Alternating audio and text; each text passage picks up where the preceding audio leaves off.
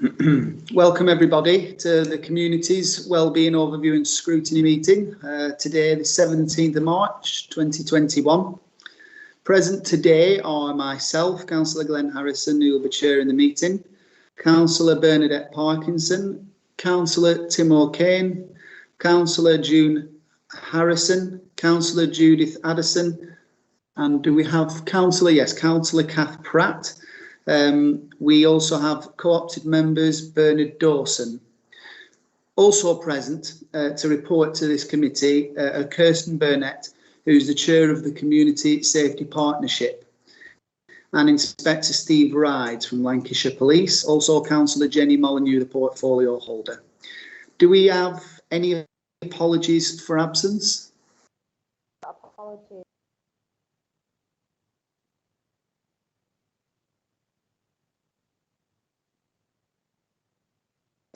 Thank you.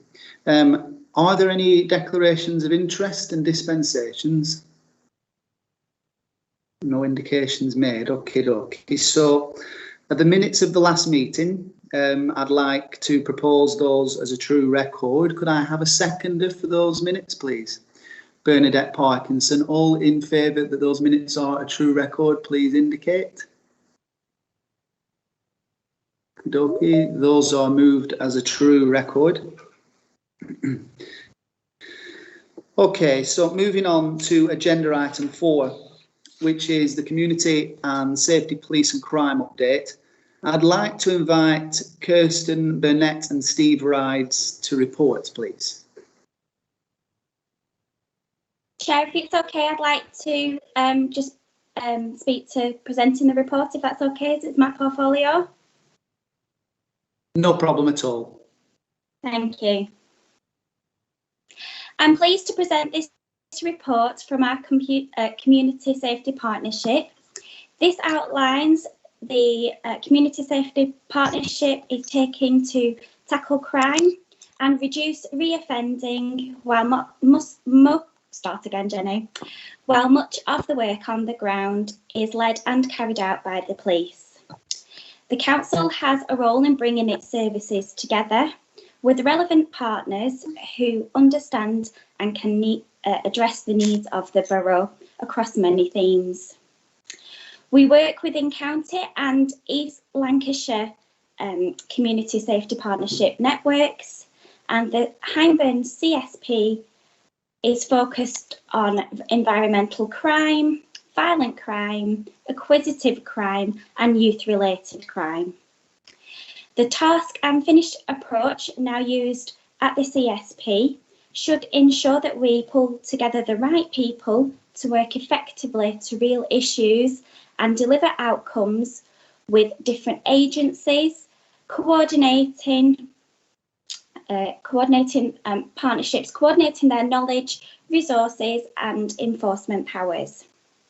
I'm grateful for the police for attending today, and I know members have asked specific questions about crime statistics, which they will be answering in more detail.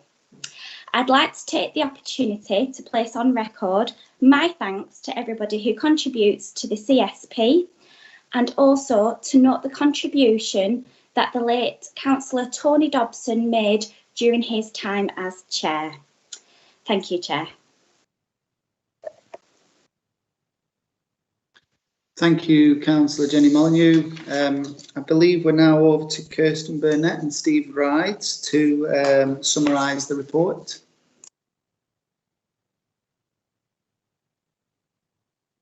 In fact, I believe we're now going to. Are we going to go on to the questions now? I believe.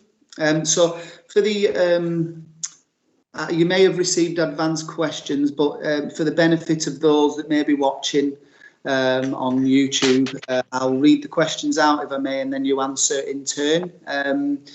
So how does the CSP choose its priorities, and can you give some examples of work carried out to tackle these priorities? Thank you, Chair. I should just point out my network keeps cutting out slightly, so I'm hoping that I'll make it through the answer to this question. But apologies if it cuts out. I'll rejoin as soon as possible. So the priorities are chosen really through a mixture of information. So we use local surveys. We obviously have the benefit now of Lancashire Talking, which Inspector Wright will be able to talk more about. Any feedback from councillors, all of the membership partners of the Community Safety Partnership, and then the actual police data, some of which you've had sight of today. So just looking through some of the priorities, just to give you some examples of the work. First of all, on environmental crime. So we bring together, obviously within the council, our waste and environmental departments, but then we work together with the police, the Environment Agency and the fire service to gather detail on offences that fall under environmental crime.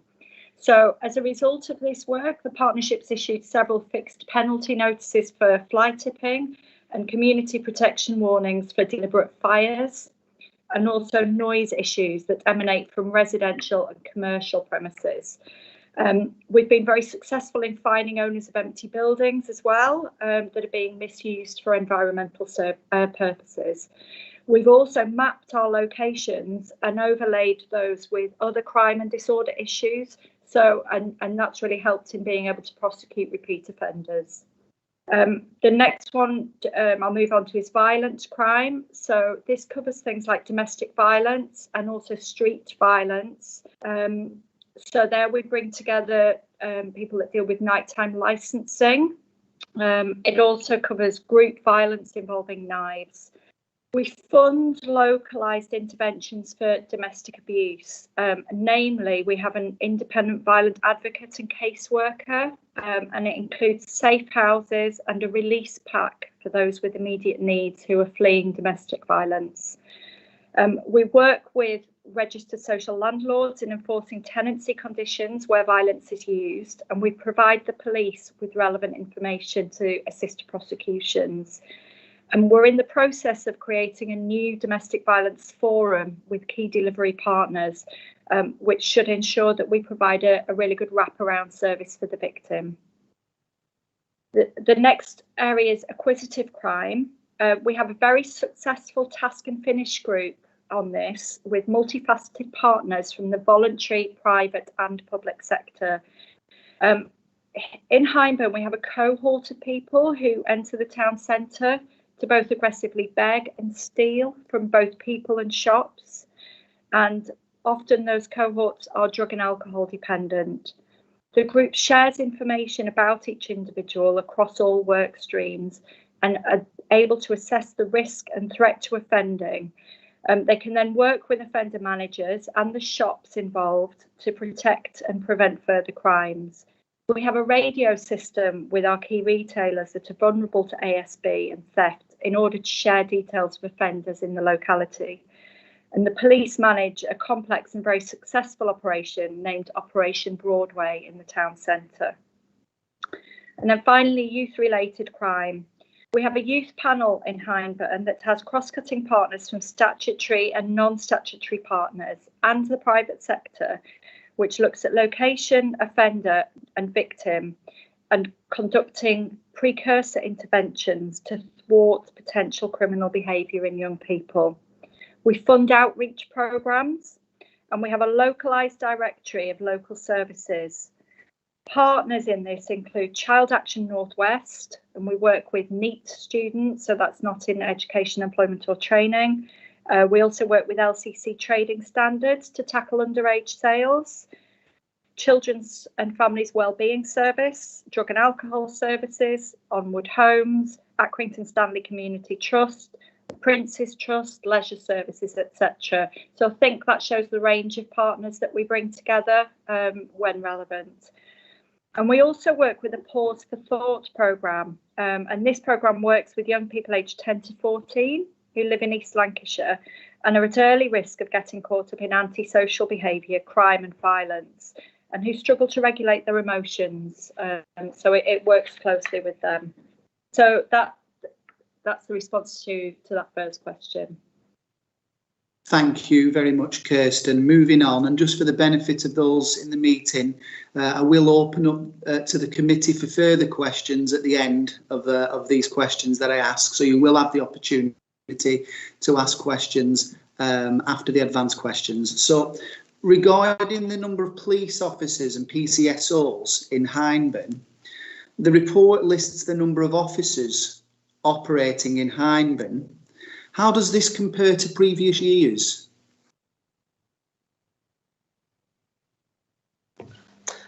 Hello, just obviously I'll firstly introduce myself for those who don't know me. Steve Rides, I'm the Hyndburn Policing Inspector. I also have on the call Linda Waddington, who is our Community Safety Partnership Analyst, who is the expert around crime analyst stuff. So I will bring Linda in as and when appropriate to do so.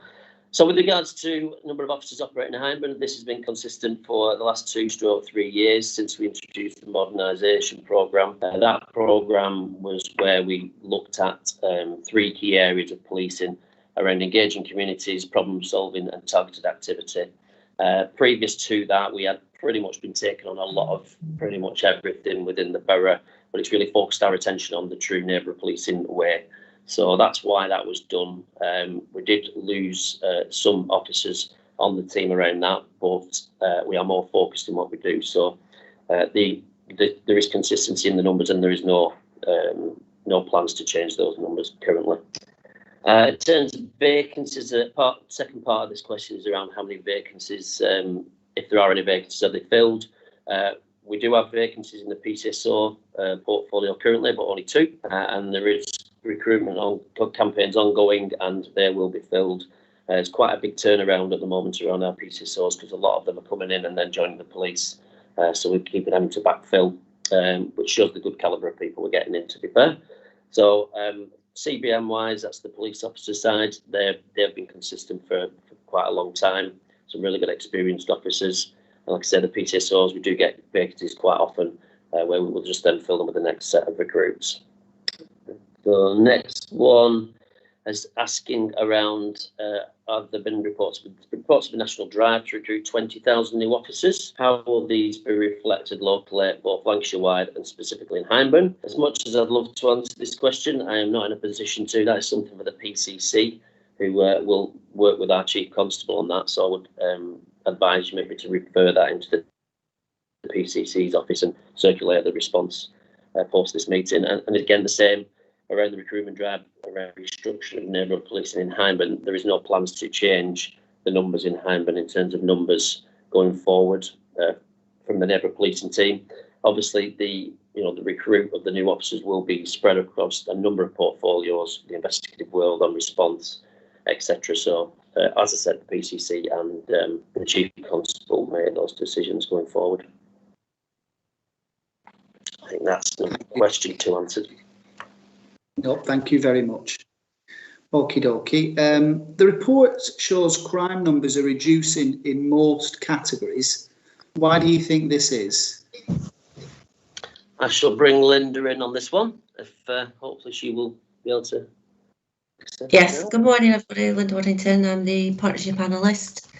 There is a reduction in crime at this moment in time, and that reduction is in part due to the pandemic that's been ongoing since March 2020. It has had a major impact on crime, not just in Hyndburn, but in Lancashire and nationally. And part of the reason for that reduction is there's actually less opportunity for offenders to commit those crimes. So we have had like an increase in guardianship on property. A lot of people have remained in their homes as instructed by the government, and therefore protected their residential properties, and also vehicles. The vehicles haven't been parked outside of factories or on streets. And in relation to business and economic crime, there's also been a reduction. We've had a huge reduction in shoplifting offences, again, because many shops have had to close. And again, increasing guardianship with people monitoring the public with regards to complying with wearing of masks, etc., and the number of people going into stores, and that has reduced the opportunity for offenders to commit many shoplifting offences. There's also been an impact in a reduction of offences in relation to violent crime. We haven't had a nighttime economy on and off throughout that 12-month period, and that's also had an impact, and those numbers have reduced in relation to that as well. So it's a whole host of reasons, but predominantly linked to the COVID pandemic. And like I say, it's not just in Hyndburn, it's not just in Lancashire, it's a national trend for that reduction in crime. Where there are peaks and troughs in those crimes, they are highlighted on a very, very regular basis to the police and to our partners, and they're dealt with as and when necessary. Thank you so much. So there's some light to come out of the pandemic, and at least in light of some of the crime numbers for the reasons that you've mentioned. So is there any danger that some reductions in the crime are linked to the public being less likely to report crime? Sometimes we hear of people simply saying that they do not report crime on. Is that a danger at all? Certainly from my perspective, I would say no. I don't think we've ever been more accessible from a police perspective.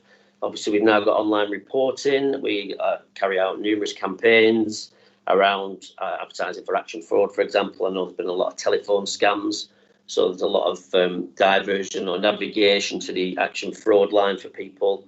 Lancashire Talking is another opportunity for us to better understand the issues, and it's an opportunity for people to report things to us should they feel that they're causing them issues.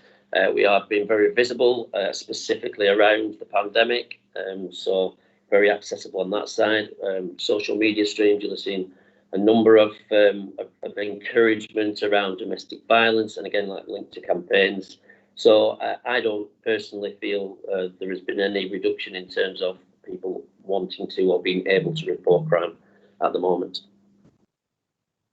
Thank you, Steve. And I think you actually answered some part, at least, of the next part of that question, which is what are you doing to encourage reporting crime? So thank you for that. In the crime figures, there seems to be no data for certain areas on Hyndburn. Those include Great Harwood, Baxenden, and in my own ward, St Oswald's. Why is this? Linda Waddington, I think I'll try and answer that question for you. I think the data that has been supplied for the purpose of that report is almost an example of the data that we use to inform the Community Safety Partnership and to provide interventions. So the data that's been provided there is down to lower super output level, and we've tried to prioritise the areas of the greatest crime risk and threat. So that's based on a rate of crime per thousand population over certain crime categories, and the crime categories listed in the report that's been provided include residential burglary, vehicle crime, robbery, and a combination of those which we're calling neighbourhood crime, which also includes theft from a person. So those tables are an amalgamation of all the lower super output areas within Hyndburn, and there's 52 of those within Hyndburn. There's 343 in East, and I think there's 900 plus in Lancashire. So it's a way that we can get down to very small specific areas to target those resources and look at problems in those areas. So the areas that have been mentioned that are omitted, they're omitted from that particular section of those tables because they don't meet that threshold of a very high rate of crime per thousand population over that 3-year average of those crime categories. However, it doesn't mean to say that we exclude those areas. They're all looked at on a very regular basis and for every crime category. And whenever we see rises in those crime categories, they're elevated to a certain area and they're dealt with and they're highlighted. So it's not that those areas are being excluded. They are looked at on a very regular basis, but we do look at the ones that are the highest rate of crime per thousand population to try and tackle those areas. If that answers that. I'd just like, just to add on to the back of that, I look at crime daily, monthly.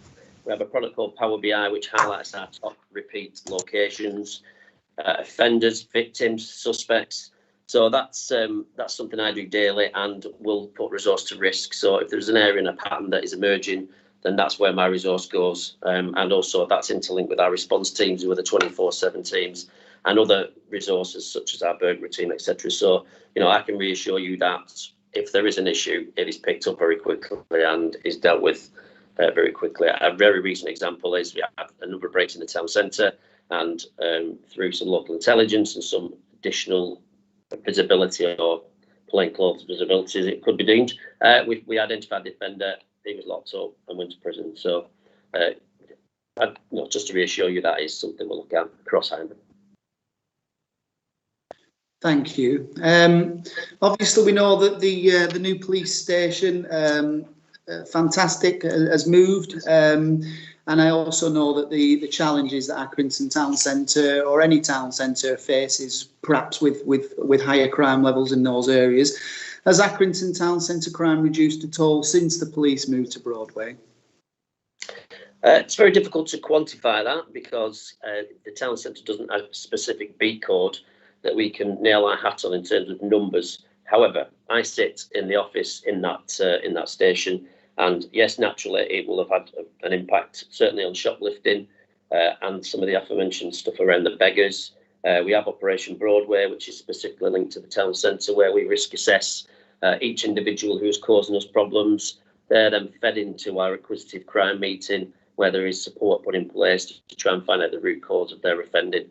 The majority of these people are drug and alcohol dependent, and we will do as much as we can to try and support them going forward around that. Where we don't, then we will look at CBOs, which criminal behaviour orders that put conditions on people, for example, not to go into certain shops, not to go into certain areas, and we've got a number of those currently active in Hyndburn. So, being in the town centre obviously does help because we are much more visible, but I can't give you specifics in terms of a percentage, in terms of the numbers. And again, with the pandemic, we've had no nighttime economy, a lot of the shops are shut, and obviously going forward, we're very conscious of this when everything starts opening up again. No, absolutely, I take your point, and I do think it's some comfort that I agree with the shoplifting, etc. That visibility has got to be a good thing, but I also take your point. The pandemic has made this less than. It's not necessarily been the norm of that we have known. There have been big increases in antisocial behaviour. What are the police doing to tackle antisocial behaviour in problem areas that are mentioned in the report? For example, Tesco, McDonald's, things like that. Well, in terms of those particular areas, these do feature, as I've alluded to, our Power BI product, which is around our repeats. So anything that comes up on that repeats list is put on our patrol plan, which is a weekly plan, which is accessible to our response officers and focused on by our neighbourhood officers. But sort of the long-term issues around things like that, and I know the Jackhouse Nature Reserve mentioned shortly, but the youth panel is massively impacted on that. That's where we highlight those issues, and it's not just about a police response. We are a partnership, and we need our partners around some of the outreach work, engaging these people, diversionary activities. We've done some really successful work around Tesco's previously. Sometimes the location will always encourage these people. Tesco's Eagle Street has got a massive, covering where young people will go naturally. But we do put people in the right place there, engage with them where we can. We used Child Action Northwest really effectively a couple of years ago to take a bus into the area to engage people in. They were doing T-shirts, a bit of education. So we work a lot around that. We're also doing a lot now on the back of Lancashire Talking. So this is where people will highlight specific issues in their bespoke communities.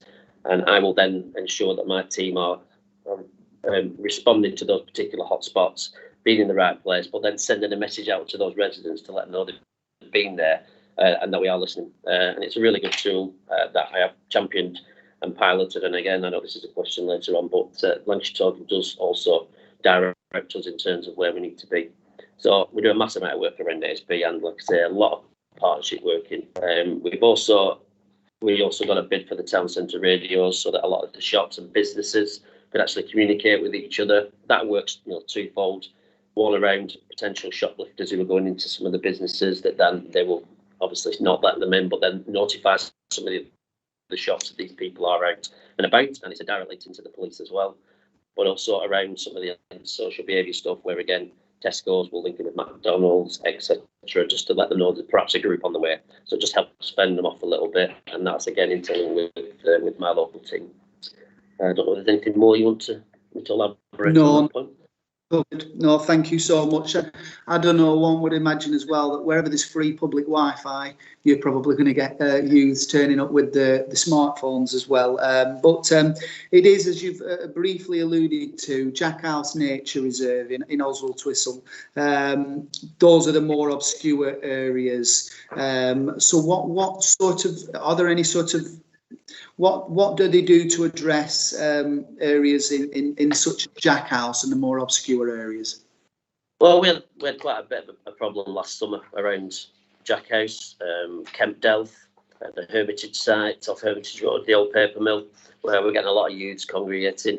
Now, obviously, there's numerous issues there. One, antisocial behaviour. Two, the fallout around littering, etc. But three, the dangers to these young people who are going in the water.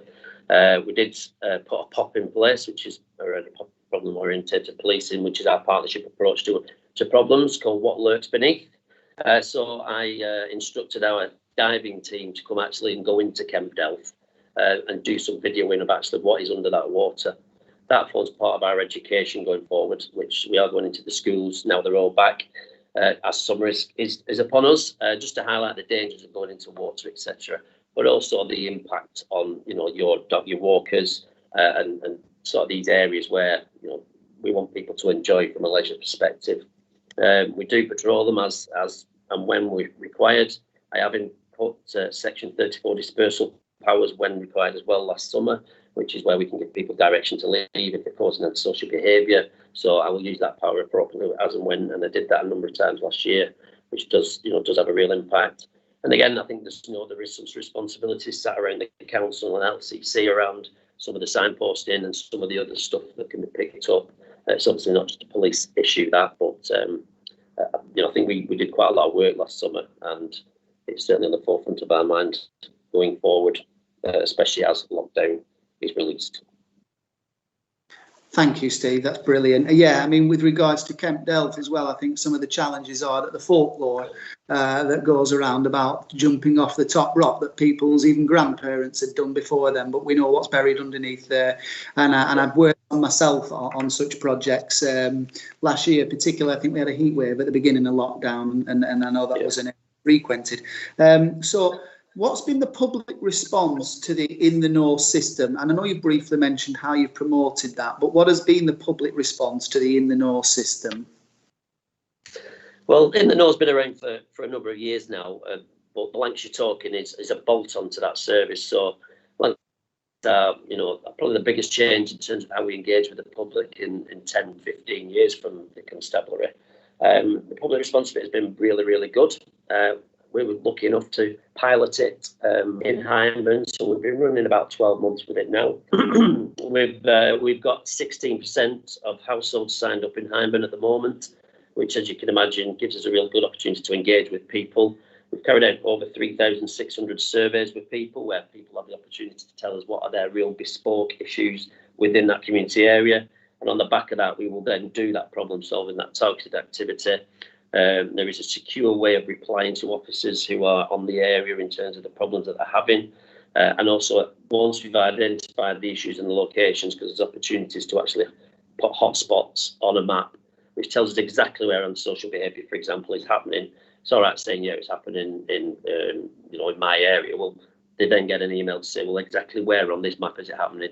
That then allows us to collate some of those hotspots and then target our activity with regards to addressing those. But then again, to send out a message to people to say, you've said Willows Lane's an issue. We've been here today. There's no issues, or we've spoken to some youth today, or we've done whatever activity. So in terms of community confidence, I think it's a really good opportunity for us to do that. There is also some obviously partnership issues that are coming up out of that, around dog fouling, around fly tipping, road safety is a part of it. So again, I will share some of that information with the dog warden, for example, where the hotspot locations are for dog fouling. And again, together we will work on those areas, building that community confidence, just showing that if you're saying it's a problem, tell us where it is and we will put our resource to it. So, like I say, I've been really, really good take up. I continue to push it, certainly from a police perspective, but I know it's got a full backing from Sarah Brickcliffe as the MP and, the councillors. We've very recently done a video that was kindly conducted by Hyndburn Council, just talking about trying to encourage more people to stand up to Lancashire Talking, which should hit your inboxes soon, I would hope. So that, again, just to push a message out. It's not just about the police, it's actually about any real issues in your community. Tell us about them, and then we can make sure we put our resources to the right place. Hyndburn is a big place. I want to know where the real issues are, and then we can put our resources in place to those. So the second part, I think the next question probably links in with that around PAC meetings. What, if anything, is happening with PAC meetings? Are there plans to revive these once lockdown restrictions are lifted? PAC meetings have been around for a very long time. Lancashire Talking is pretty much your virtual PAC meeting, bespoke PAC meeting, an opportunity to really tell us about the issues in your area. Historically, PAC meetings were not very well attended in a lot of places. However, I'm very open to, if there's a particular ward area that feel they want a PAC meeting, I will fully support that, with certainly my officers attending, because I do, understand in certain communities people aren't all technological and they do like to go and have a chat with people. So it's another opportunity to engage with people, work with partners. So, that's something probably for the local councils to look at post-lockdown. They feel as a requirement in their area, then, I have no problem in supporting that at all. Just got to be obviously beneficial, and more than one or two people, the same people turning up all the time, as has happened in some circumstances. Thank you for that. And I take the point with regards to the PAC group meetings. The area I represent, part of it anyway, in Nusden, was one of the last places to have one. And you're quite right, wasn't very well attended, but my idea is that I try and resurrect it for it to actually be attended and have some merit though. So yes. Thank you for those advanced questions. I want to now ask the committee if there are any additional questions that you wish to ask. Please indicate with the hands up function and I'll bring you in. Councillor Judith Addison, please. Hello. First of all, I'd like to thank Steve Rides particularly for the information about the Jackhouse Nature Reserve, which I actually met you, didn't I, last year, Steve, when some residents had asked me to go up there with a group of them on a site visit. So I do appreciate any efforts that you're putting in there, because, the better weather's coming now and it might all start up again. Fly tipping was mentioned once or twice, and it puzzles me a bit how the police and the council's responsibilities interact, or where, because I'm not exaggerating, every day on Facebook at the moment somebody or other is posting pictures of a bad instance of fly tipping, and sometimes it's hard to know whether these things are criminal offences or civil offences, and, who should most appropriately be dealing with that. Another thing which I think is now viewed as a civilian offence, not criminal, is parking in back streets in terraced areas. It sounds trivial, but it isn't if you live in an area like that, because sometimes the bin wagons can't get round, or if any emergency vehicles had to come, it's all because of shortage of parking. And so I'm a bit puzzled sometimes as to where the council and the police responsibilities begin and end, and how they interact on such issues. Well, certainly from the police's perspective, this is very much, for me, a council-led issue. There was a session with Sarah Brickcliffe a couple of weeks ago where this came up, and we're very happy to support the things around fly tipping. In fact, if people get registration numbers, for example, we can provide the detail of the owners of those vehicles, but ultimately it will be the council that will be looking at prosecution around that. And again, that does fall within the environmental sort of crime category, where I think, from a council perspective, they do mapping of locations, etc.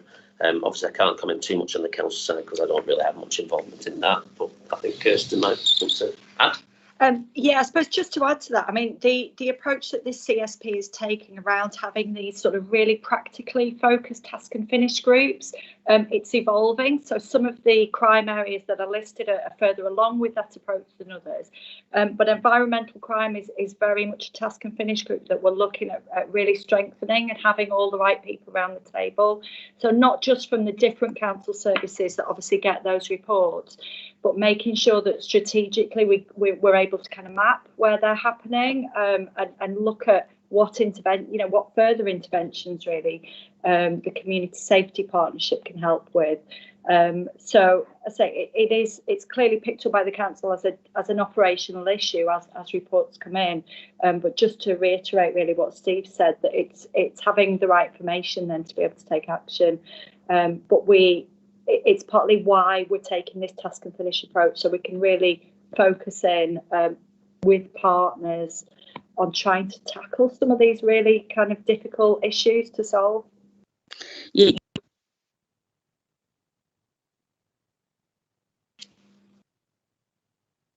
Hi, sorry, Judith, did you want to ask a supplementary question? Because I've also got Councillor Tim O'Kane wants to come in. Yeah, I know. Okay, Judith, you're on mute. If you can ask your supplementary question, and I'll bring Councillor Tim O'Kane in. Yeah. I was going to ask, do we know how many fixed penalty notices for fly tipping the council has served, say, in the last 12 months, and whether we think that the relatively small fine that goes with these notices, perhaps say £200, is sufficient of a deterrent to, get the message out to the public that this is something they shouldn't be doing? Thank you, Judith. I'm sorry, I'm not really in a position to answer that sort of operational detail. I mean, it's something we can clearly feed through to the task and finish group and ask them to consider. But, I suppose we're here about the work of the community safety partnership rather than having all the detail about the individual services that pick up on these issues. So apologies, okay. I don't have all that information. Okay, thank you. Thank you, and I'd like to move over to Councillor Tim O'Kane, please. Yeah, cheers, Glenn. Just before I start, I'd like to sort of half answer Judith's question, because we've seen an email where the number of fly tipping incidents, although everybody expected them to be going up, because of the amount of social media thing, it's actually gone down by 500. I think the figures it was 3,800 and all, but it was just over 3,300. So whatever the council's doing, it might seem like it's an issue, but it isn't the issue that you thought it might be. But my question was a quick comment on the PAC meetings. You say that it seems as though if there's not many people attending, that's some sort of criteria. I think it's a false criteria, because it doesn't take into account the amount of feedback that, say, us as elected members, even if we can just say that we've raised it, an issue at a PAC meeting, that's enough for some people. They need to know that something is going on. Yeah, to answer your questions, I didn't say it was a criteria, to be fair. What I did say was previously we've had meetings where there's sort of one or two ready to turn up and the same people raising the same issues. And obviously we need to be more effective in terms of what we do with our time, etc. However, Lancashire Talking does give them that opportunity, and I am looking at going forward an opportunity for all councillors to once a month certainly dial into a similar format like this, just to link in with my sergeants or myself, just to raise any issues you're getting brought to you from your constituents, and hopefully then we can work together to look at that. We have done something quite recently where we held a meeting with a couple of people in Oldham around some cars. So, you know, again, my CBM and the councillor and a representative from the local community met on the Teams meeting and discussed that.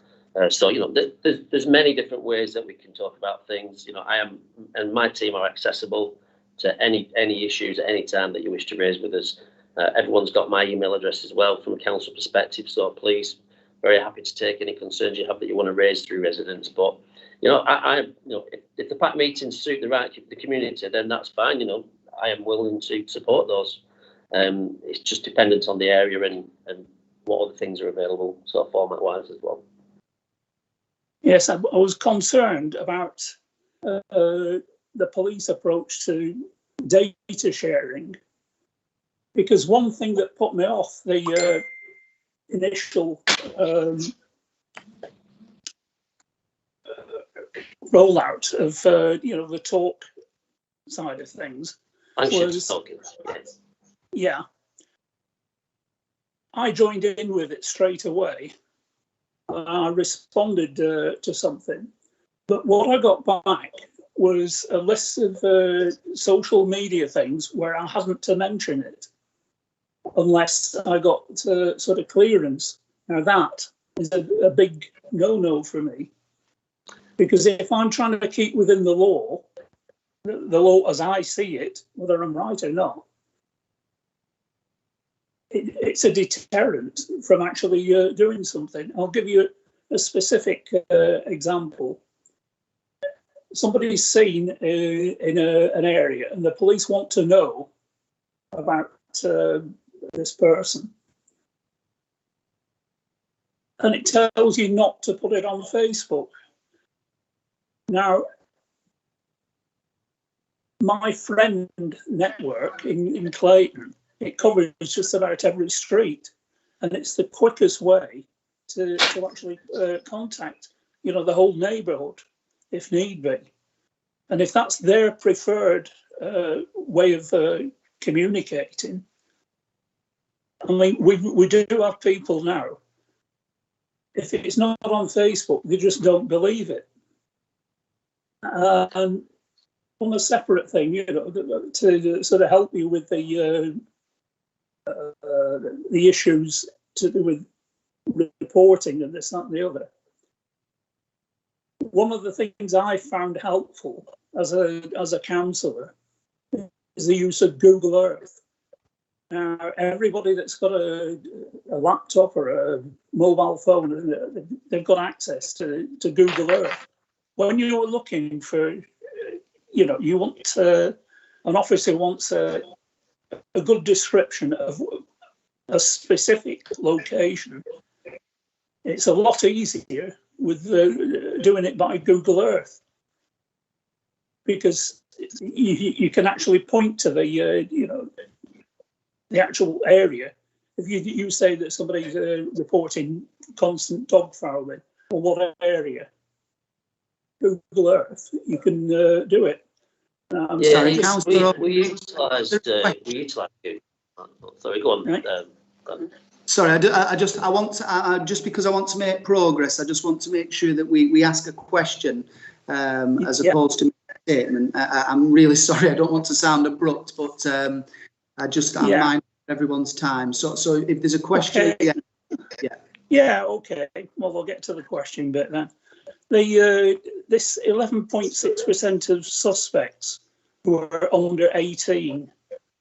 I mean, how is that verified? Linda, can you help with that one?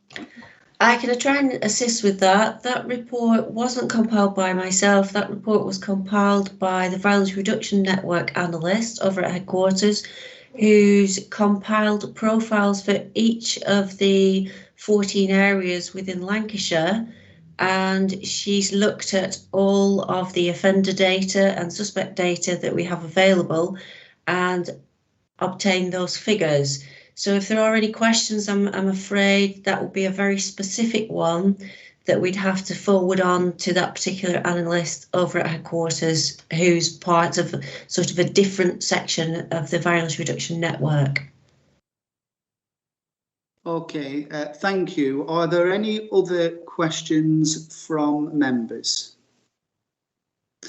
Okie dokie. I'd just sort of like to say in conclusion, I know that some of the questions are probably more relevant to our PC, crime commissioners, etc. But you know, I am mindful that in answer to one of the questions, and please do come back, was that there were no plans to change numbers with regards to the restructuring of neighbourhood policing in Hyndburn. I'm also aware that we lost 21,000 police officers and we're now reintroducing 20,000. So we're not actually getting any more police officers than we've had. We're actually about 1,000 short. My anxiety is that those police officers are not returned to where they're needed. They're returned to Lancashire. Maybe they return perhaps into the leafy suburbs of somewhere in Surrey. So, you know, I do take your point, that might be something for another day, but I do think it is a massive concern for people in Hyndburn that would maybe consider that the presence of police, because of the loss of police numbers, is something that perhaps is something that people would want to talk about. I can see that you've raised your hand. And again, I understand if this is a point for somebody else, but I think it would be remiss of me not to say something. Over to Kirsten, please.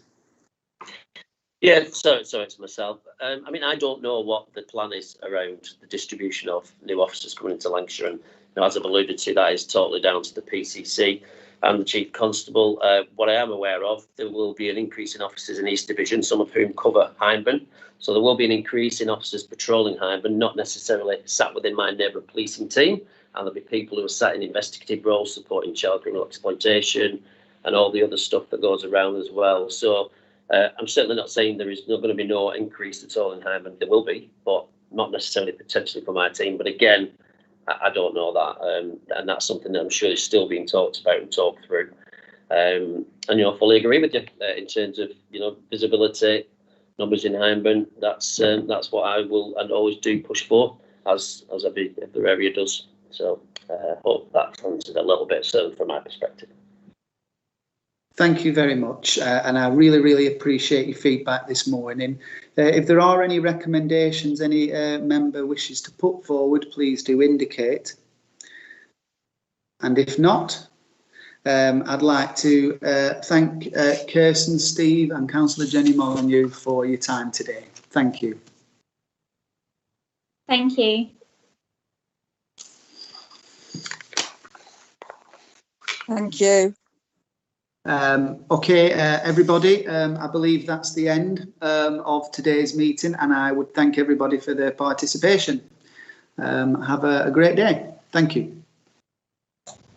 Thank you. Good morning.